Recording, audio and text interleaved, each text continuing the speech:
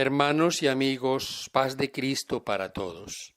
Lección de Escuela Sabática, el libro de Hechos, segundo estudio, el Pentecostés. Textos para memorizar Hechos 2, 32 y 33. A este Jesús resucitó Dios, de lo cual todos nosotros somos testigos. Así que, exaltado por la diestra de Dios, y habiendo recibido del Padre la promesa del Espíritu Santo, ha derramado esto que vosotros veis y oís. Pentecostés viene de la palabra Pentecoste, el nombre griego para la fiesta judía de las semanas, Éxodo 34, 22. También conocida como el Día de las Primicias, Números 28, 26. El término significa quincuagésimo y debe su uso al hecho de que la fiesta se celebraba el 50º día a partir de la ofrenda de la gavilla de cebada, que se hacía el primer día después de la Pascua. Era un día de alegría y de acción de gracias cuando el pueblo de Israel presentaba ante el Señor las primicias de la siega del trigo. Éxodo 34, 22. Este es un símbolo muy apropiado para la primera cosecha espiritual de la iglesia cristiana. Cuando el Espíritu Santo fue derramado, 3,000 personas se bautizaron un mismo día. Hechos 2:41. Y ante este acontecimiento sobrenatural, los apóstoles sufren una transformación de hombres sencillos, desconocidos, se convierten ahora en hombres de convicción, hombres de coraje, que cambiarían al mundo. A menudo se dice que el Pentecostés es el cumpleaños de la Iglesia, el momento en que los seguidores de Cristo, los judíos y más adelante los gentiles, fueron legitimados como la nueva comunidad de Dios en la tierra. La venida del Espíritu. La orden del Señor era que esperasen en Jerusalén la promesa. Hechos 2, 1 al 3, cuando llegó el día de Pentecostés, estaban todos unánimes juntos, y de repente vino del cielo un estruendo como un viento recio que soplaba, el cual llenó toda la casa donde estaban sentados, y se les aparecieron lenguas repartidas como de fuego, asentándose sobre cada uno de ellos. Ante esta manifestación poderosa, ese estruendo, ese viento, toda la gente, todo el pueblo se congregó allí, y allí recibieron el mensaje de Dios, el mensaje de las buenas nuevas. Esta manifestación del fuego es algo muy relacionado como una manifestación divina. Había dicho Juan el Bautista, San Mateo 3:11, yo a la verdad os bautizo en agua para arrepentimiento, pero el que viene tras mí, cuyo calzado no soy digno de llevar, es más poderoso que yo, él os bautizará en Espíritu Santo y fuego. Este es el derramamiento prometido del Espíritu Santo.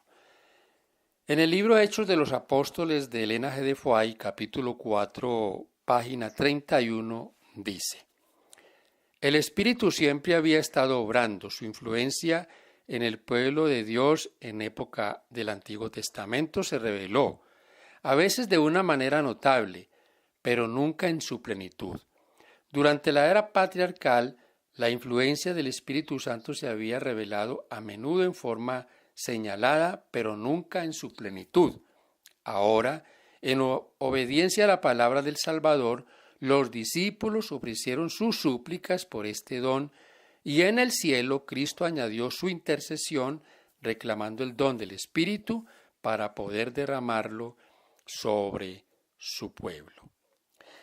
Esta es una linda experiencia en cuanto al derramamiento del Espíritu Santo. Y es una linda experiencia porque es la expresión de la Biblia, ser lleno del Espíritu.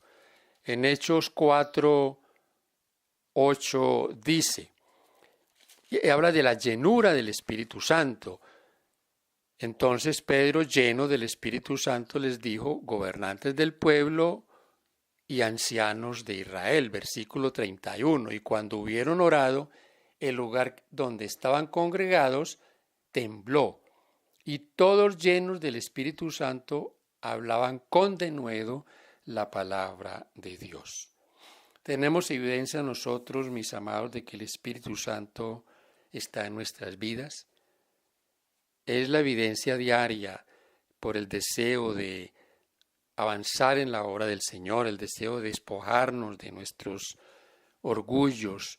Recordemos que ellos estaban allí reunidos, dice el texto que estaban juntos y unánimes. Y esta es la experiencia que la iglesia debe tener. El don de lenguas. Todos los dones que el Espíritu Santo otorga a los creyentes son para la edificación del cuerpo de Cristo, para la predicación del Evangelio, ya sea en visiones, ya sea en discursos o sermones poderosos, inspirados, ya sea el don de sanidad o ya sea también el servicio, cada don. Y estos dones se dan solo para que la misión de la iglesia avance. Esta misión mundial que la iglesia tiene, de llevar el Evangelio a todo rincón de la tierra. En Hechos 2, 5 al 12 se hace referencia al don de lenguas. Dice que moraban entonces en Jerusalén judíos varones piadosos de todas las naciones bajo el cielo. Y hecho este estruendo se juntó la multitud y estaban confusos porque cada uno les oía hablar en su propia lengua. Y estaban atónitos y maravillados, diciendo, mirad, ¿no son galileos todos estos que hablan? ¿Cómo pues les oímos hablar cada uno nuestra lengua en la cual hemos nacido? Y allí dice en el versículo 9 al 11 que habían personas más o menos de 17 nacionalidades o idiomas diferentes, lenguajes diferentes. Dice el verso 11, cretenses y árabes, les oímos hablar en nuestras lenguas las maravillas de Dios. Y estando todos atónitos y perplejos, diciéndose unos a otros, ¿qué quiere decir esto? Esta fue una manifestación poderosa de Dios, que todos oyeran su palabra en su lenguaje, y luego al regresar a cada lugar, ser los emisarios, ser los que llevaran esa semilla. Ahora, resaltemos aquí que este don es un don como todos los dones del Espíritu Santo con un propósito. Tal vez muchos de los que vivimos en diferentes lugares donde no hay personas de nacionalidades diferentes. Es una extrañeza ver a alguien de otra nación o alguien que hable idioma diferente. ¿Para qué nosotros necesitaríamos en nuestros pueblos o en nuestras ciudades hablar otro idioma cuando no tenemos nadie a quien predicarle en ese idioma? Ahora, hablamos de idioma, no de lenguajes extraños, lenguajes indecibles o balbuceos raros.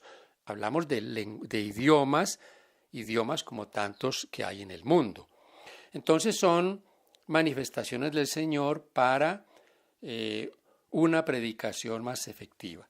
Si en algún lugar del mundo fuese necesario que algún creyente recibiese este don, el Espíritu Santo lo dará. Y otros han estudiado las lenguas diferentes y saben hablar otros idiomas. Es importante entonces para nosotros que miremos desde el punto de vista el versículo número 13 de Hechos 2. Dice que, mas otros burlándose decían, están llenos de mosto. ¿Cómo podemos nosotros estar con nuestra mente abierta, con nuestro discernimiento claro para no confundir las cosas? Tal vez algún día, cuando el Espíritu Santo sea derramado en su plenitud, muchos se levantarán para decir esto, que están borrachos o que se han convertido en fanáticos. El sermón de Pedro. El apóstol Pedro hace referencia a Joel 2:28 en Hechos 2:17. Es la promesa del Espíritu Santo, una promesa que se ha cumplido con ellos, pero una promesa que está también para los seguidores del Señor en el tiempo del fin. El apóstol lo ha dicho para todos los que vivan en edades futuras. Y sobre todo en estos tiempos, mis amados, esperamos nosotros una manifestación poderosa del Espíritu Santo. De otra manera, no podríamos terminar esta obra.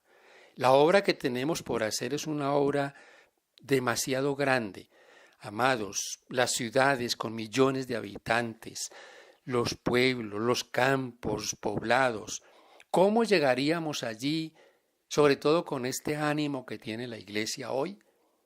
Sobre todo que cuando invitamos a la iglesia a distribuir el libro del año, a repartir literatura, hay tanta pereza, tanta duda. Es una obra muy grande.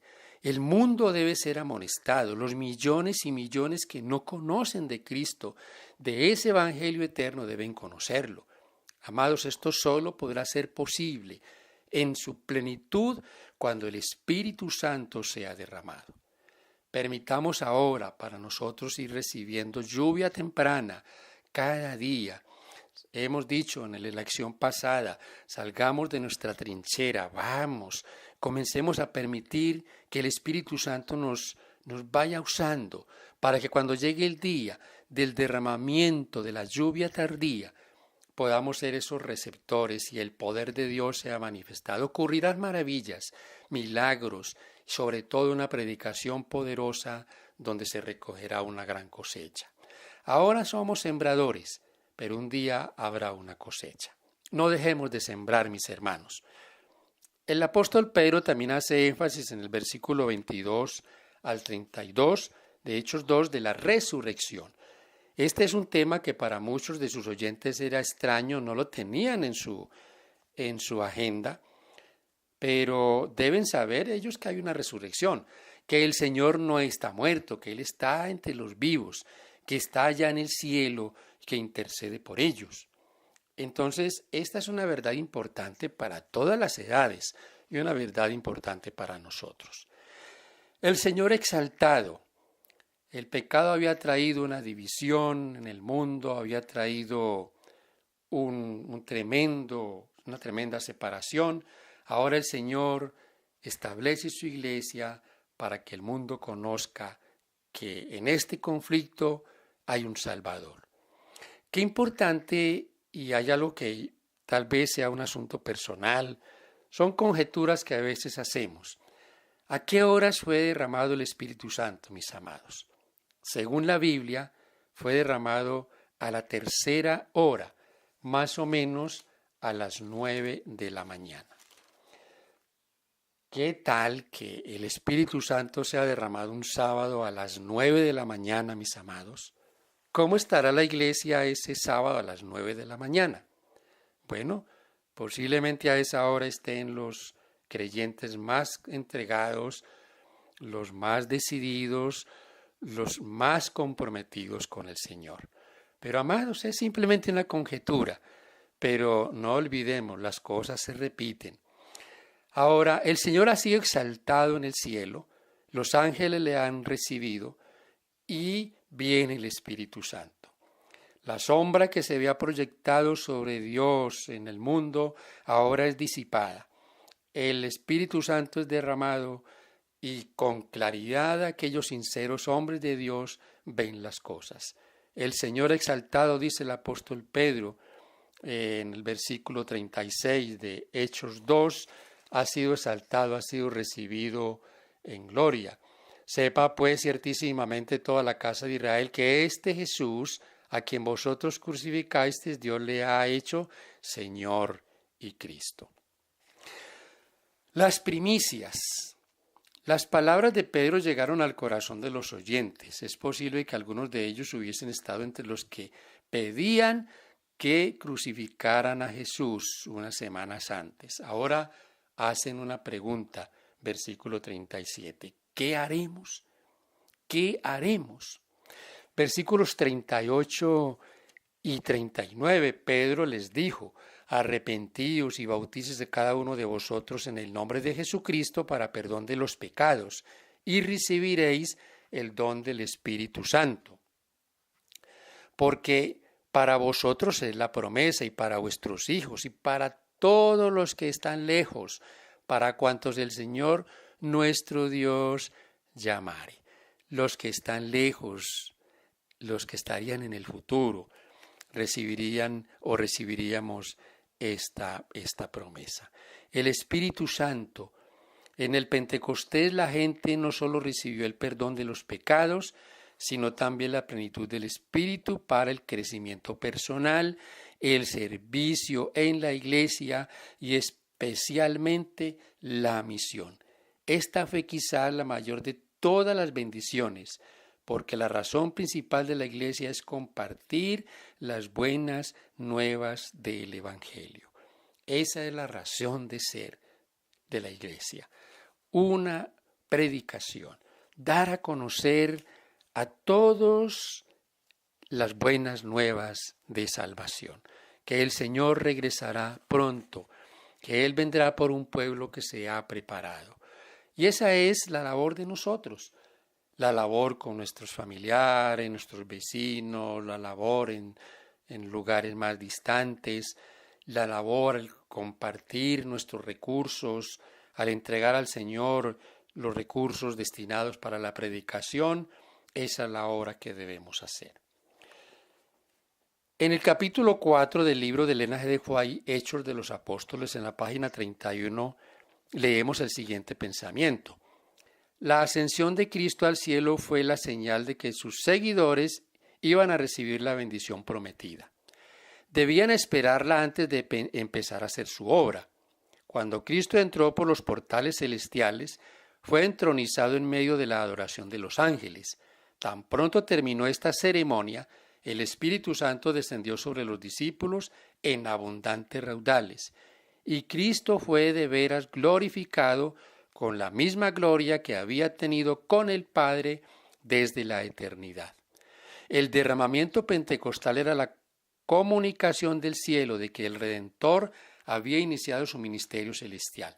De acuerdo con su promesa, había enviado al Espíritu Santo del cielo a sus seguidores como prueba de que como sacerdote y rey había recibido toda autoridad en el cielo y en la tierra y era el ungido sobre el pueblo.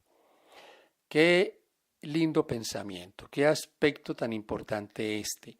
Esto volverá a repetirse, amados. Esperamos con un poder que no alcanzamos a imaginarlo, el Espíritu Santo en los tiempos finales. Y como Pedro resaltó al Señor, exaltó su resurrección, será exaltada la palabra de Dios.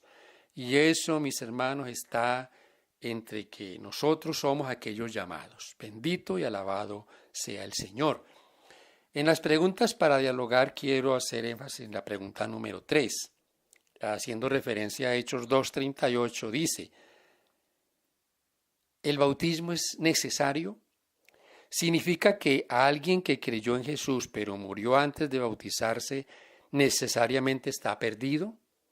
Tal vez esta sea una afirmación que nosotros no hacemos, pero yo sí quiero hablar tal vez a algún amigo que me escucha, que ha postergado su decisión, que ha estado dilatando su bautismo.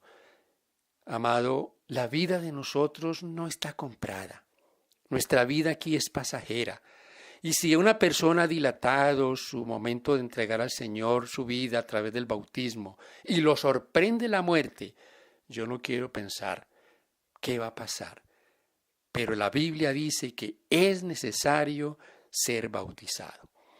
Es necesario. El que creyere y fuere bautizado, éste será salvo. El juicio es del Señor, pero el llamado es a aceptarle ahora. Ahora es el tiempo antes que sea tarde. Para toda mi iglesia, para todos mis hermanos, mis amigos, saludos. Que esta lección sea de mucha bendición para todos. Y amados, para usted, para mí y para todos los que han de aceptar es la promesa. El Espíritu Santo haciendo su obra en nosotros cada día y el Espíritu Santo prometido en su plenitud para terminar la obra. Avancemos en la obra y recibamos lluvia temprana, porque si no recibimos lluvia temprana, no recibiremos lluvia tardía. Bendición para todos. La paz de Cristo sea con cada uno. Amén.